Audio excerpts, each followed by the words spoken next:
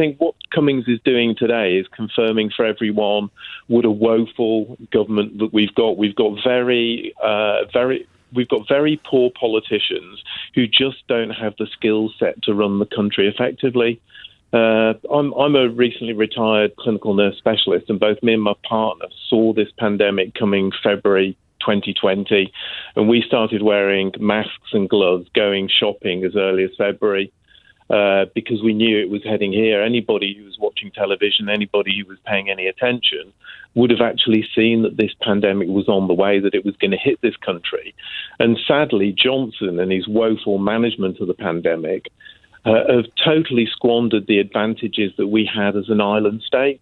You know, essentially, from my position as a retired nurse, managing a pandemic or any outbreak of infectious illness is very straightforward. It's test, track, trace, isolate, and then using the benefits of being an island state that confers upon us. You know, those opportunities weren't squandered by New Zealand, but I'm afraid Johnson squandered them for us. So you don't buy the argument that we can't look to New Zealand because the UK is different?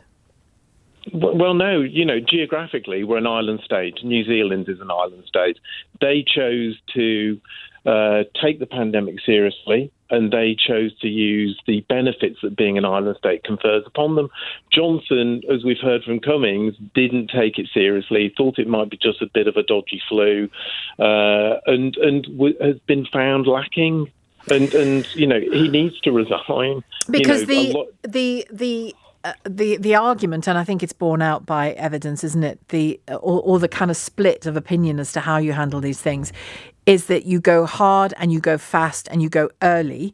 The Rory Stewart talk about what Rory Stewart was saying, to the Rory Stewart approach, and you have all of that pain of closing down your country essentially.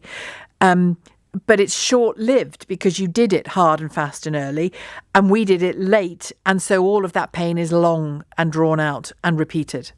Yeah, absolutely, and you know, he's been slow to take every decision. You know, the whether it's the first wave or the second wave, everything that he's done, he's been behind the curve.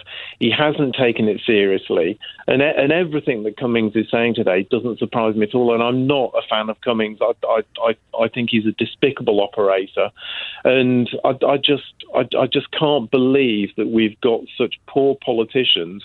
That their main skill set seems to be misinformation and lying.